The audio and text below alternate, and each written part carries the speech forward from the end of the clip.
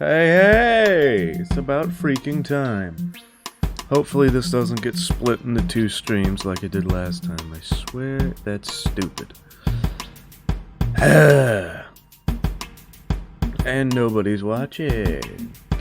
Nice, well I'm just going to wait a little bit, I guess. I'm just scrolling down through Steam to see if there's anything worth buying.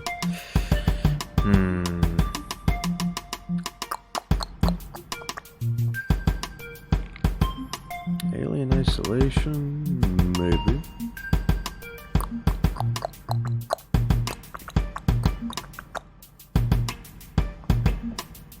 Also, I guess today just wasn't big for Mass Effect streams. Honestly, I thought people would be interested in that sort of thing, but I guess not. Oh well.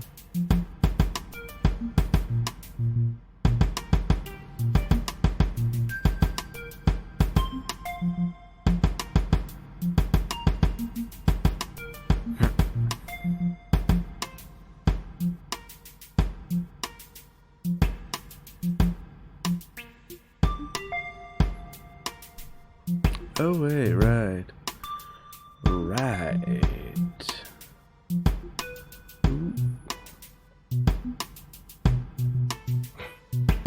Jesus. Where was that thing? Where is it?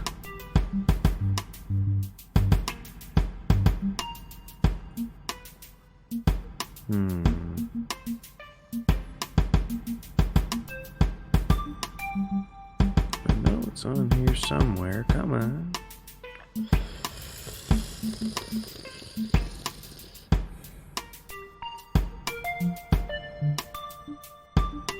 There it is.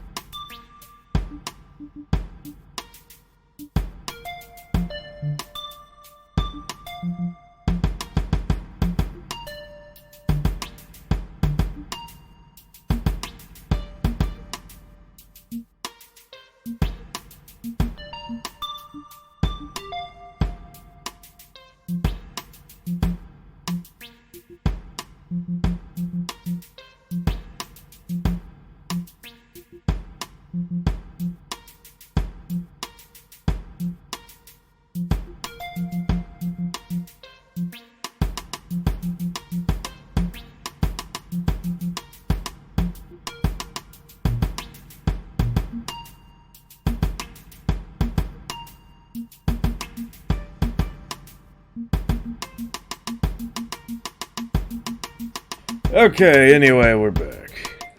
Hey, look, it's Samesh Bhatt here. I'm happy to help, Samesh. It's no trouble. Samesh, What whatever. can I do for you? My wife was a Marine. Marine? She was in the 212 on Eden Prime.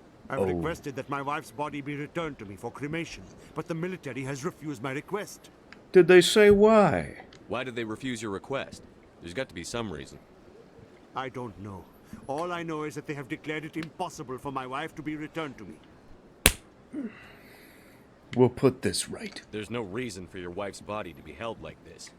Just wait here. You wait The right anecdote here, of my Samesh. visit, Mr. Bosker.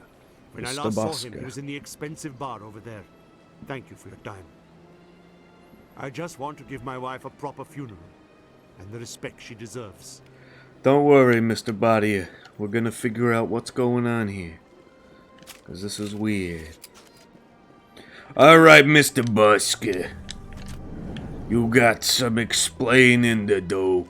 And if I don't like it, you're gonna be talking to my shotgun. Hi-yaw! Hi! Oh! Hi-yaw! You wanna talk to the shotgun? I don't think so. My goodness, you're Commander Shepard. And you're Clerk Activity was made Bosker. for quite a briefing Prepare to with the die. Command Corps. Is there I'm something here I for can do to some assist mesh. you? Stop stealing corpses! Yes. A man named Samesh Bhatia is having some trouble claiming his wife's body. Ah, Mr. Bhatia. A good man in an understandably frustrating position. I wish I could help him.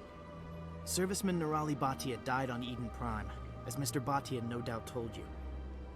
Her wounds are inconsistent with any type of weapon damage we've seen before. That is why her body is being held. Is she toxic? You think her body might be dangerous or contaminated? No, Commander. Nirali Bhatia is not dangerous. Her body is in fact extremely valuable to the Alliance.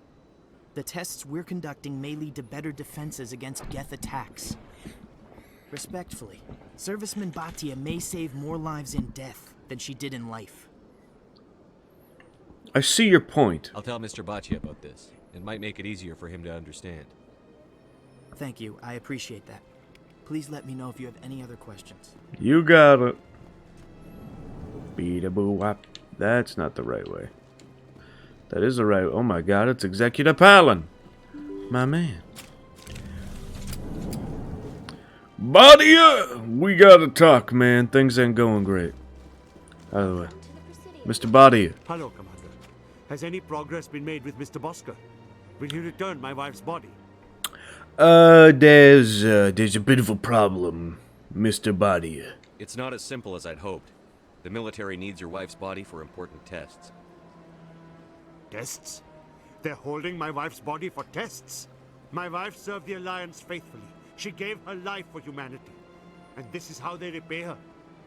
This is important, Mr. Bhatia. You have to understand. Mr. Bhatia, your wife died defending humanity. We still need her help. What right does the military have to hold her body? She's already given her life. She died a hero, Mr. Bhatia, and now she has a chance to save even more lives. It doesn't matter. She's dead. I just want her to come home. I miss her so much. Let them run their tests. Let my wife save lives so that others are spared the loss I feel today. Goodbye. Thank you for finding me answers. You're welcome, Mr. Bhatia. Level up! Actually, oh ho ho ho! More charm. Oh, am I awfully charming? Yes. Anyway, time to go back to the Citadel Tower.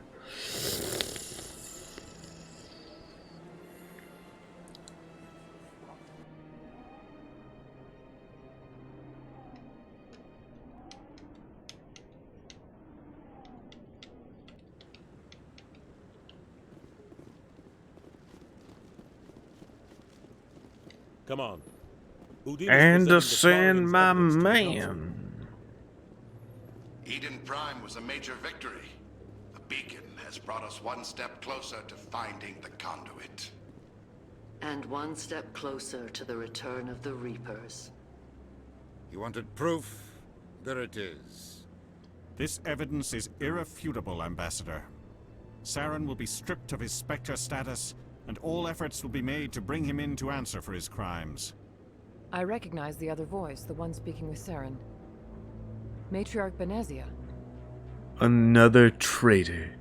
She must be working with the Geth, too. Matriarch Benezia is a powerful biotic, and she had many followers. She will make a formidable ally for Saren. I'm more interested in the Reapers. What do you know about them? Only what was extracted from the Geth's memory core. The Reapers were an ancient race of machines that wiped out the Protheans. Then they vanished.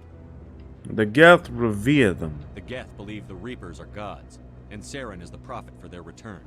We think the conduit is the key to bringing them back. Saren's searching for it. That's why he attacked Eden Prime. Do we even know what this conduit is? Not yet. Saren thinks it can bring back the Reapers. That's bad enough. Listen to what you're saying. Saren wants to bring back the machines that wiped out all life in the galaxy? Impossible. It has to be. Where did the Reapers go? Why did they vanish? How come we found no trace of their existence? If they were real, we'd have found something. The Reapers are real. I tried to warn you about Saren, and you refused to face the truth. Don't make the same mistake again. This is different. You proved Saren betrayed the Council. We all agree he's using the Geth to search for the conduit, but we don't really know why. The Reapers are obviously just a myth, Commander. A convenient lie to cover Saren's true purpose. A legend he is using to bend the Geth to his will. I've seen them. 50,000 years ago, the Reapers wiped out all galactic civilization. If Saren finds the conduit, it will happen again. Saren is a rogue agent on the run for his life. He no longer has the rights or resources of a Spectre. The Council has stripped him of his position. That is not good enough. You know he's hiding somewhere in the Traverse. Send your fleet in! A fleet cannot track down one man. A Citadel fleet could secure the entire region, keep the Geth from attacking any more of our colonies. Or it could trigger a war with the Terminus systems. We won't be dragged into a galactic confrontation over a few dozen human colonies. Send me. I can take Saren down. The Commander's right. There is a way to stop Saren that doesn't require fleets or armies. No, it's too soon. Humanity is not ready for the responsibilities that come with joining the Spectres. It's the best solution. You don't have to send a fleet into the Traverse, and the Ambassador gets his human Spectre. Everybody's happy.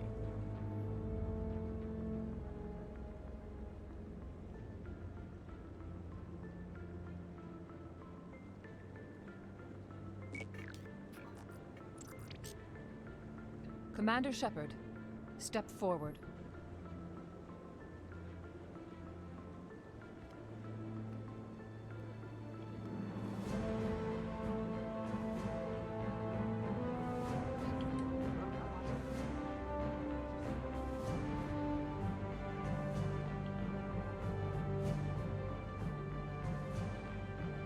It is the decision of the Council that you be granted all the powers and privileges of the Special Tactics and Reconnaissance branch of the Citadel. Spectres are not trained, but chosen. Individuals forged in the fire of service and battle. Those whose actions elevate them above the rank and file. Spectres are an ideal, a symbol, the embodiment of courage, determination, and self-reliance. They are the right hand of the Council, instruments of our will. Spectres bear a great burden. They are protectors of galactic peace, both our first and last line of defense. The safety of the galaxy is theirs to uphold. You are the first human Spectre, Commander. This is a great accomplishment for you and your entire species. Why, thank you. Also, honored. I've just thought of something. Why is it that we run into so few Spectres over the course of the 3 games? Like in the first mission, we run into 2. And then there's like barely any others. Sure, Caden or Ashley, depending on which one survives, becomes a Spectre eventually, but still. Where's the rest? What are there, like 5 of them in the entire galaxy?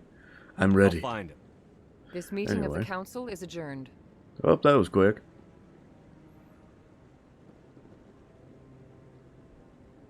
Congratulations, Commander. We've got a lot of work to do, Shepard. You're going to need a ship, a crew, supplies. You'll get access to special equipment and training now. You should go down to the CSEC Academy and speak to the Spectre Requisitions Officer. Yes, and Anderson, use come with my, me. what, I'll need your help to set all $1,000? this up. I'll get so many things. I'm rich. I thought the ambassador would be a little more grateful. He didn't even thank you. Figures. What do you expect from a politician? Come on. Alright, squad, let's go. What? Oh.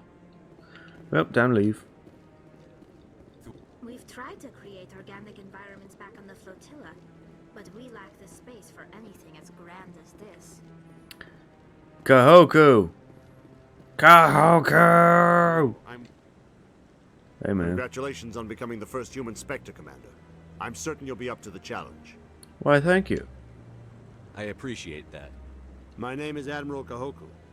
It's about time the Alliance got one of our own in with the Spectres. We need people like you to deal with our problems. What kind of problems? Is something wrong, Admiral? I'm getting stonewalled by bureaucratic assholes. Nothing new. Maybe you can help me, Shepard. One of my recon teams was investigating some strange activity out in the Traverse. We lost contact yesterday. Now I can't get clearance to check it out. Suddenly it's a restricted area. But that doesn't apply to you, Shepard. Spectres can go anywhere they want. You could find out why my team dropped out of contact. Alright, Kahoku. I'll I'll find them, do Admiral. it. I appreciate that, Commander. I was running out of options. I'm gonna stay here and see if I can find anything out through official channels. Won't hold my breath, though. Alright, also, did I scan this boy? I did. Where my team was last seen to your ship. Maybe you can get some answers. Alright, Kahoku.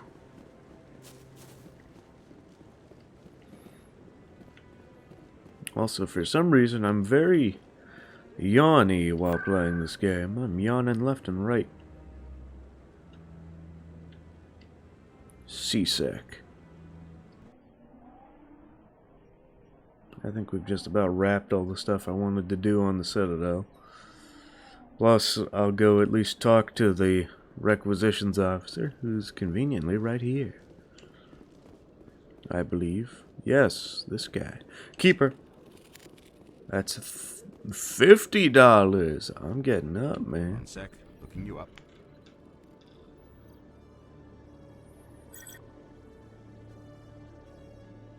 Commander Shepard, here with the Alliance military. First time on the Citadel, that about right? Sure is. How did you know all that? I'm the CSEC Requisitions Officer. I need to make sure our buyers are authorized. So, will you be purchasing anything today, Commander Shepard? I need some supplies, Mr. Requisition Officer, if that is your real name. Show me what you've got. Sounds good. Just let me set you up. Oh, this must be a mistake. System's telling me to offer you our select stock. Spectre? Well, I heard about that, but I didn't realize it was you. Sorry, Commander. Yeah, no Just problem. show me what you've got. I'll open the rare stocks for you, Commander. Enjoy.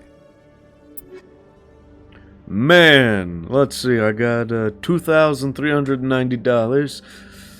Dang, just shy of this HMW SR-7 Spectre Master Gear prototype sniper rifle.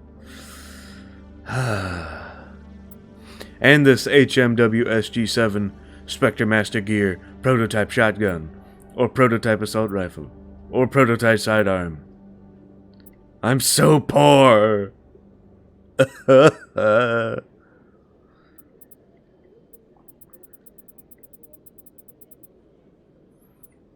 My god, I can get a grenade upgrade.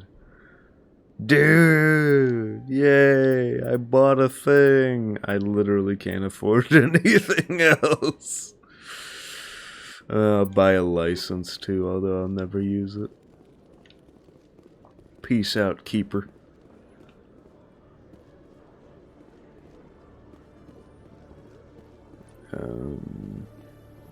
Docking bay, here's the one I want. In light of the recent attack on Eden Prime, many colonial investors are pulling their support for future projects. Proponents of expanded human colonization insist that Eden Prime was an isolated case. Nevertheless, colonist enrollment has dropped sharply. Many colonial proposals are on hold until backers have some reassurance that human colonies will be adequately protected. Okay. Well, time to leave. Hey people, how we doing? I've got big news for you, Shepard. Captain Anderson is stepping down as commanding officer of the Normandy. The ship is yours now. She's quick and quiet, and you know the crew. Perfect ship for a Spectre. Treat her well, Commander. I will. I'll take good care of her, sir. I know you will, Commander. Any words on Saren? What kind of leads do we have? Saren's gone. Don't even try to find him. But we know what he's after. The conduit. He's got his Geth scouring the Traverse looking for clues. We had reports of Geth in the Pharos system shortly before our colony there dropped out of contact, and there have been sightings around Noveria. Find out what Saren was after on Pharos and Noveria. Maybe you can figure out where the conduit is before he does. Is that it? Anything else? We have one more lead. Matriarch Benezia, the other voice in that recording. She has a daughter, a scientist who specializes in the Protheans. We don't know if she's involved, but it might be a good idea to try and find her. See what she knows. Her name's Liara, Dr. Liara Tassoni. We have reports she was exploring an archaeological dig on one of the uncharted worlds in the Artemis Tau cluster. Pharos. The colonists on Pharos might still be alive. Oh, right, that one. It's your decision, Commander. You're a Spectre now. You don't answer to us. But your actions still reflect on humanity as a whole. You Hey, welcome back, Zach. Yes, for some reason the internet absolutely exploded and then was out for, I don't know, 7 or 8 minutes, I don't know. Oh, I'll be try careful. not to make things any harder on you, Ambassador people, Glad whatever. to hear it, Commander. Remember, you were a human long before you were a Spectre. Okay. I have a meeting to get to. Captain Anderson can answer any questions you might have. Hey, Yes, Anderson. Commander? You okay, man? How are you holding up? Honestly, this isn't how I pictured my career coming to an end. Pushing papers really isn't my thing, but you're the one who can stop Saren. I believe in you, Shepard. If that means I have to step aside, so be it. You and Saren have a past. Tell me what happened with you and Saren 20 years ago. It's close to 20 years ago now. Ambassador Goyle was our representative here on the Citadel. Like Udina, she wanted to get a human into the Spectres. She chose me. The Council sent Saren to keep an eye on me and evaluate my performance, just like they sent Nihilus to keep tabs on you. What happened? I think I deserve the whole story. We had intel on a rogue scientist being funded by Batarian interests. He was trying to set up a facility to develop illegal AI technology out in the Verge. Alliance intel had done all the work, but the Council wanted a Spectre involved. We compromised. I was assigned to help Saren in his investigation. We tracked the scientist to a refining facility on Kamala. He was hidden away somewhere inside, protected by an army of Batarian mercenaries. The plan was simple. Sneak into the plant, capture the scientist, sneak back out. Quick, quiet, and a minimum of bloodshed. Something went wrong? I'm guessing things didn't go as planned. Saren and I split up to cover more ground. Then about halfway through the mission, there was a massive explosion in the refinery core. Officially, it was ruled an accident, but I think Saren detonated it on purpose to draw off the enemy guards. Was anyone hurt? How many casualties? The explosion tore the refinery to shreds. The whole place was on fire. Black chemical clouds poured out into the atmosphere. Nobody inside survived. There was a camp for the workers and their families nearby. Between the fires and the toxic fumes, the final death count was over 500. Mostly civilians. Saren didn't care. The target was eliminated, mission accomplished, and I ended up taking the blame. That ended all talk of me joining the Spectres. You got blamed? Saren caused the explosion. How'd he pin it on you? In his report, Saren accused me of blowing his cover. He said it was my fault the guards were ready for us. He claimed that's why it turned into a massacre. Saren's report was all the proof the Council needed to kill my chances of becoming a Spectre. It wasn't your fault, Captain. Don't blame yourself, Captain. I don't. I blame Saren. I think he wanted things to go bad. He was looking for an excuse to blow that refinery. Maybe he just likes the violence. Maybe he was just trying to make me look bad to keep humans out of the Spectres. If so, he pulled it off. That's not fair. Why'd you let him get away with it? He's Who a do you think Spectre, the you idiot. Council's gonna listen to? Me? Or their best agent? I had a bad feeling about him right from the start. I should have been more careful. Maybe I could have stopped things before they got out of hand. Forget about the past. The only thing I care about is stopping Saren. You're right, Commander. It's no good living in the past. Investigate. Nope. I should go. I'll be here if you need anything. Okay, bye, boss. Cool, now we get to go into the actual rest of the game. Stand by. Right, sure, buddy. Decontamination. And in progress.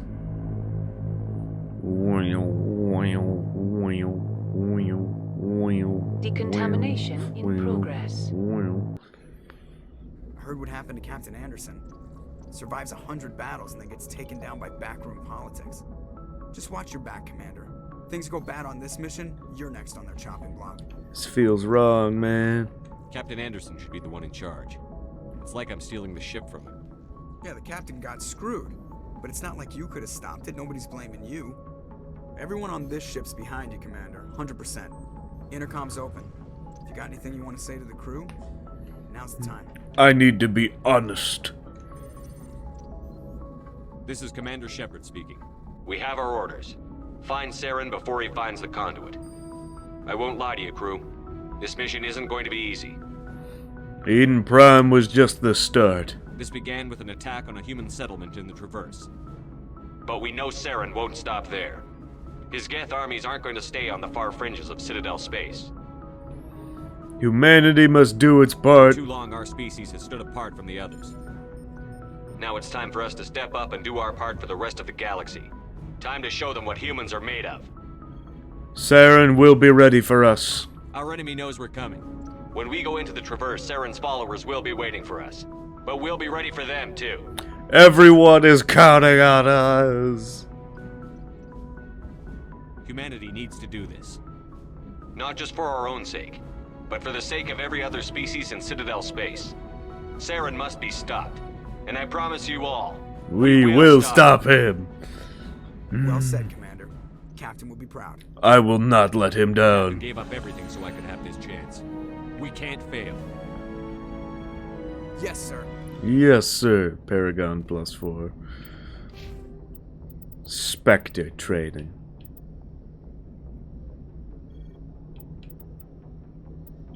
Dang, store discount.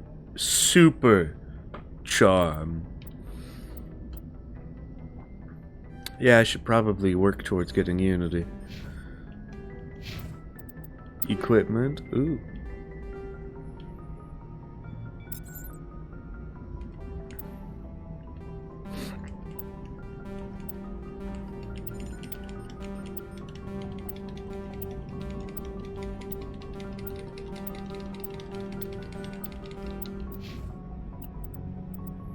Save the game.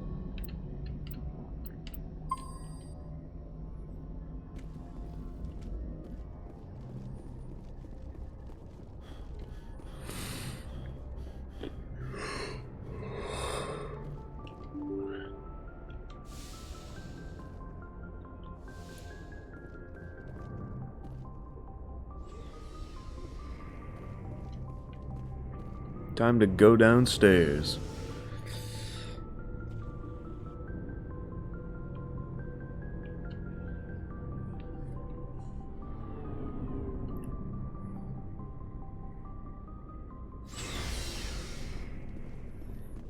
Gyarados. Thanks for bringing me on board, Commander. You're welcome. I knew working with a Spectre would be better than life at CSEC. How'd you know? Have you worked with a Spectre before? Well, no, but I know what they're like.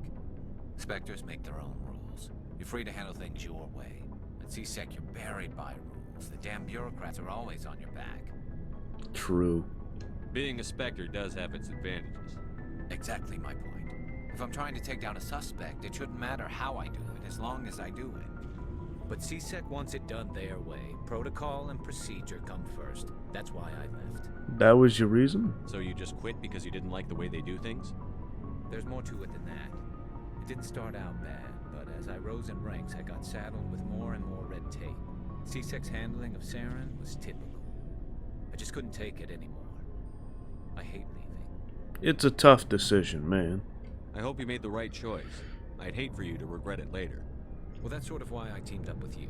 It's a chance for me to get off the Citadel, see how things are done outside CSEC. Either way, I plan to make the most of this. And without CSEC headquarters looking over my shoulder, well, maybe I can get the job done my way for a change.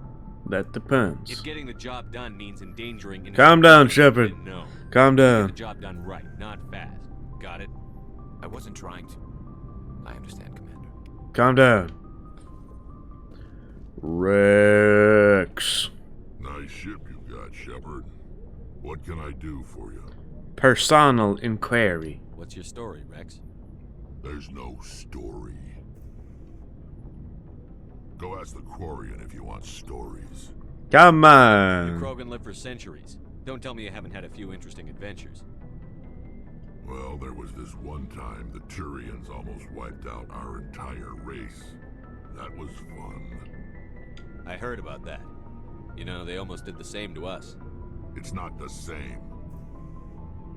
It isn't? It seems pretty much the same to me. So your people were infected with a genetic mutation? An infection that makes only a few in 1,000 children survive birth? And I suppose it's destroying your entire species? I see your I point. suppose it isn't all the same.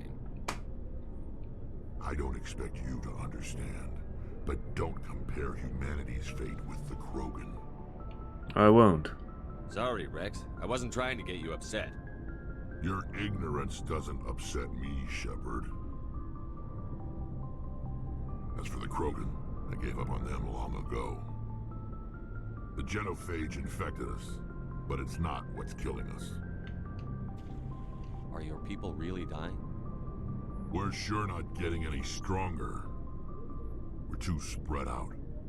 None of us are interested in staying in our own system. Lots of species have left their homes and prospered. But they go to colonize new worlds. We're not settlers. We're warriors. We want to fight. So we leave. Hire ourselves out. And most of us never go back. What can you tell me about the genophage? Ask the Solarians if you want details. They made it. All I know, it makes breeding nearly impossible. Thousands die in stillbirth, and most never get that far. Every Krogan is infected, every one. And no one's rushing to find a cure. Why don't the Krogan try to find a cure? When was the last time you saw a Krogan scientist? Probably in the second game. Ask a Krogan. Would he rather find a cure for the genophage or fight for credits? He'll choose fighting every time. It's just who we are, Shepard. I can't change that. Nobody can. I see. So long, Rex. Shepard.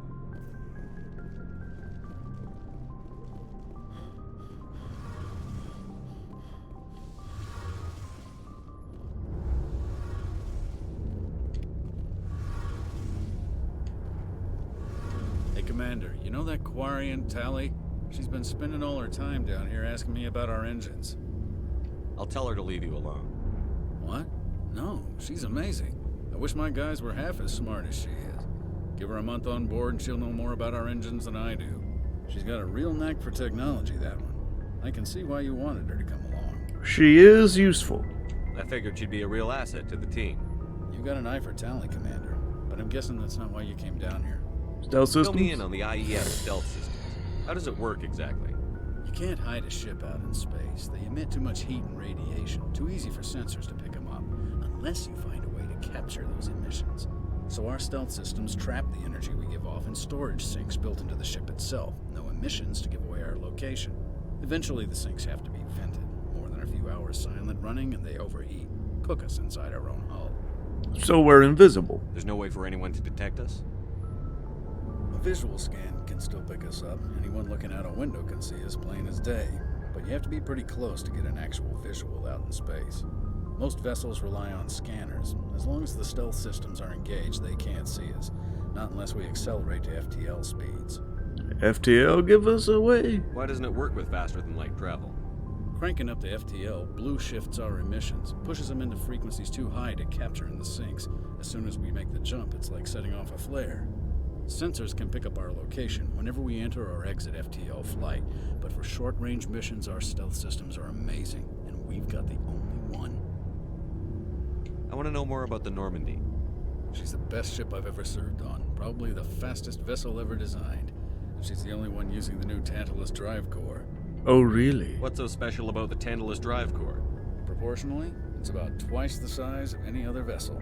Not only are we faster, but we can run at FTL speeds longer before we have to discharge the core. Where else have you served, Adams? If you name a class of Alliance ship, I've probably served on it. Everything from dreadnoughts and carriers right down to frigates like the Normandy. My last assignment was on the Tokyo, only a cruiser, but she was a good ship. Couldn't hold a candle to the Normandy, though. Bye now. Carry on, Adams. Aye, aye, Commander. Sup, Tally? Your ship's amazing, Shepard. I've never seen a drive core like this before. I can't believe you were able to fit it into a ship this small. I'm starting to understand why you humans have been so successful. I had no idea Alliance vessels were so advanced. Well, this ship is special. The Normandy's a prototype. Cutting-edge technology. A month ago, I was patching a makeshift fuel line into a converted tug ship in the flotilla. Now, I'm sitting on board one of the most advanced vessels in Citadel space.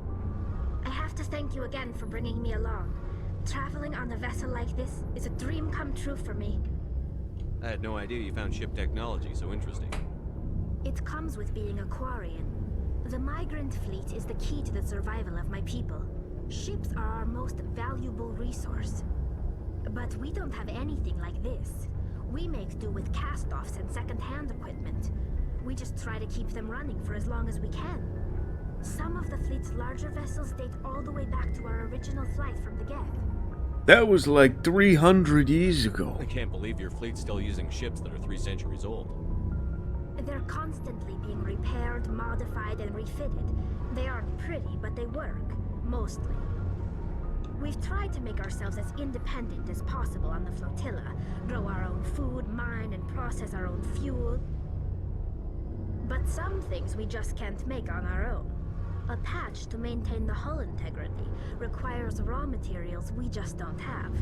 That's why our pilgrimages are so important. Tell me about your people. Our lives aren't easy. Resources are scarce, and we are constantly on the move. Everything we do must in some way contribute to the continuation of the migrant fleet. There are 17 million Quarians in the flotilla, and each of us relies on the others for survival. The bonds among my people are strong. Unfortunately, we have had to surrender many of the freedoms and civil liberties other species take for granted. Like what? What kind of freedoms? Well, it's illegal for parents to have more than one child. If our population grows too much, it would strain our resources to their breaking point. Of course, we also can't allow our numbers to become too few. If our population is in decline, the rule against single births is temporarily repealed. In extreme cases of population decline, incentives are even offered to encourage multiple births, though the Conclave hasn't had to take such measures in nearly a century. That's your government. The Conclave is our civilian branch of government. Each ship can elect a representative to serve on the Conclave and make decisions that affect the fleet as a whole. On matters that affect an individual ship, however, the captain has the final say. It's a tradition that dates back to the early days, when the fleet was governed by martial law. Fortunately, most captains nowadays are smart enough to have an elected council from their crew to give them advice and guidance. You're democratic? So the ultimate power rests with elected officials.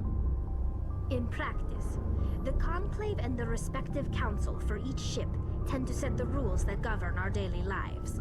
But in theory, we are still under military jurisdiction. The 5 top-ranking military officials in the fleet serve on the Admiralty Board. These 5 have the power to overrule any decision by the Conclave in case of emergency. To do so requires unanimous agreement among the Admiralty, and they can only do this once. After that, the entire board must resign their posts. It's a safeguard that served us well. In nearly 3 centuries, the Admiralty Board has only overruled the Conclave 4 times. I want to know more about the Geth. I doubt I can tell you anything you don't already know. It's been almost 3 centuries since they drove my people into exile. All I know is the story of their origins.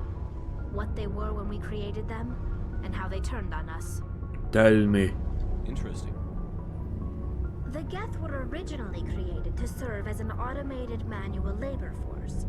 Initially, their intelligence was as limited as any VI. Over time, we made small modifications to their programming to allow them to perform more varied and complex tasks, bringing them closer and closer to true AI status. How come the Council didn't step in and stop you? This wasn't true AI research. We may have been skirting the bounds of the law, but we never did anything that was actually illegal. The changes were so insignificant, so gradual, that we were able to control them. Or so we thought. But one thing we underestimated was the power of the neural network. A million Geth thinking simultaneously created an inherently unstable matrix.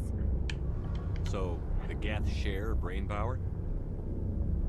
Many of the Geth's logic systems were designed to work in concert with other nearby Geth. Basically, the more of them you have in the group, the smarter they are. So there's some sort of group consciousness? No, nothing like that.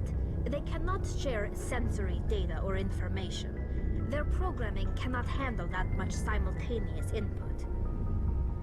Each Geth maintains an individual awareness and identity. The neural network only operates on a process-based level. It's basically the synthetic equivalent of a subconscious. But when they're in close proximity, they can coordinate low-level functional processes, freeing up more capacity for original or independent thought. That doesn't make any sense. I'm probably oversimplifying. The Geth are incredibly advanced and complex creations. All you need to know is that they get smarter when they gather in large numbers. As we built more and more Geth, their effective intelligence became more sophisticated, more abstract. One day, a Geth began to ask its Quarian overseer questions about the nature of its existence. Am I alive? Why am I here? What is my purpose? As you can imagine, this caused a near panic among my people. Why? I don't see what's so bad about those questions. The Geth were created to engage in mundane, repetitive, or dangerous manual labor. That's fine for machines, but it won't satisfy a sentient being for long. The Geth were showing signs of rudimentary self-awareness and independent thought. If the Geth were intelligent, then we were essentially using them as slaves. It was inevitable the newly sentient Geth would rebel against their situation. We knew they would rise up against us, so we acted first. A general order went out across all Quarian-controlled systems to permanently deactivate all Geth. The Geth responded to this order violently. You can't blame them for fighting for their survival. We had no other choice. The Geth were already on the verge of revolution. By acting quickly, we had a chance to end the war before it began. The hope was that most of the Geth would still be little more than machines, incapable of organized resistance. But they had progressed much further than anyone anticipated. The war was long and bloody.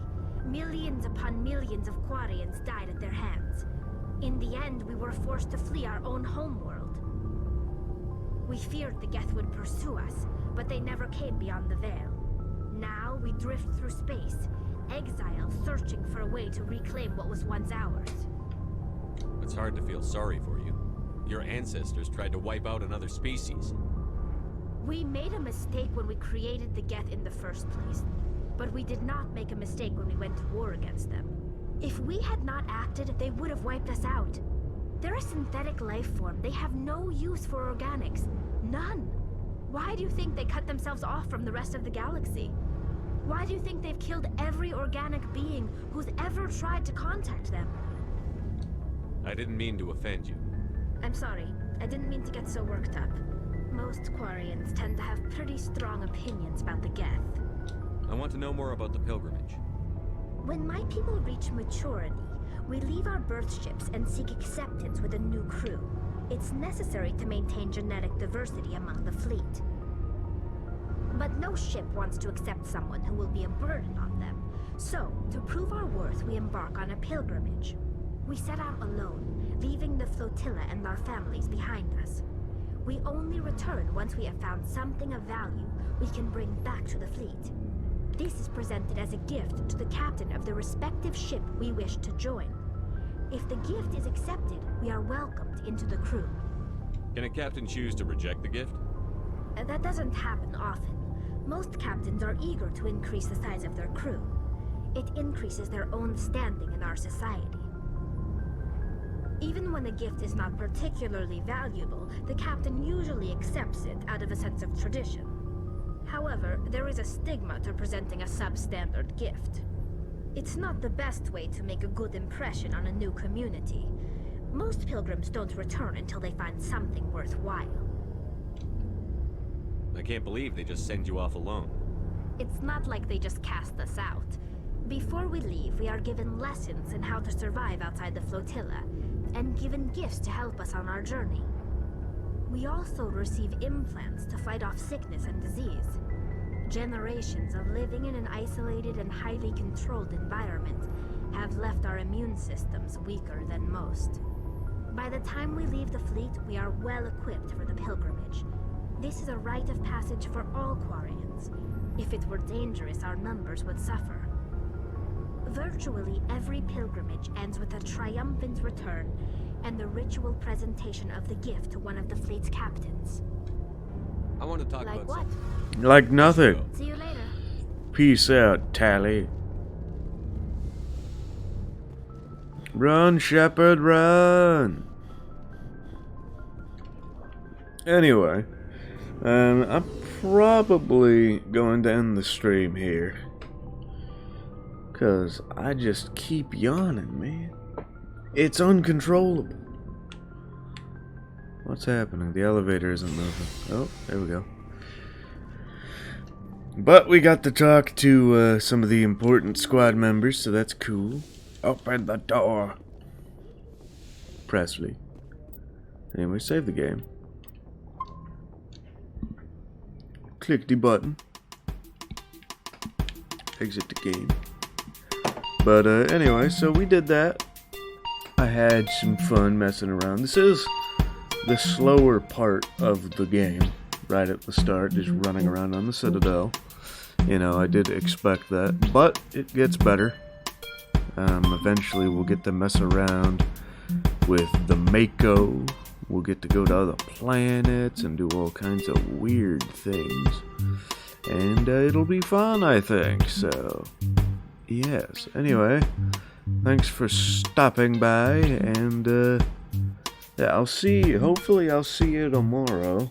I'm streaming Raft with, yeah, I'll be streaming Raft with, Comey tomorrow. Almost said his real name, that's a no-no. Whoops. Also, Mass Effect is fun. The Mako! Well, actually, first I'll say what tomorrow is, then I'll talk about the Mako. Anyway, playing Raft with Comey tomorrow. We accidentally beat the game last night. So we're just going to be trying to make the Raft look cool. So hopefully that'll make a stream. We'll see. But anyway, the Mako with Mass Effect 1 is like a tank that you get to drive around. And the Mass Effect community seems pretty split on whether the Mako is the worst part of Mass Effect 1 or the best. And the thing is, the Mako is so janky, it is the most fun thing ever to use. It can be very hard to drive around, but that's what makes it so much fun. But yeah, it's basically a 6-wheeled tank that can jump. Because it has little jets. It's very fun to drive around. There we go. Next time I stream this, we'll probably get to see the Mako. But yeah. So, don't know when the next Mass Effect stream will be. Probably this next week I'll do it again. Hopefully I can get some actual sleep, so I won't be yawning the whole time. Because, yeah, not great when half of my, like, volume, the stuff I say is, yawns. But anyway, thanks for watching, and hopefully I'll see you tomorrow, Zach. So you have a good night, man, and the stream will be ending. Also, I was about to hit the screen 2 button instead of the end to stream button. But anyway, stream is ending in 3, 2, and 1. See ya!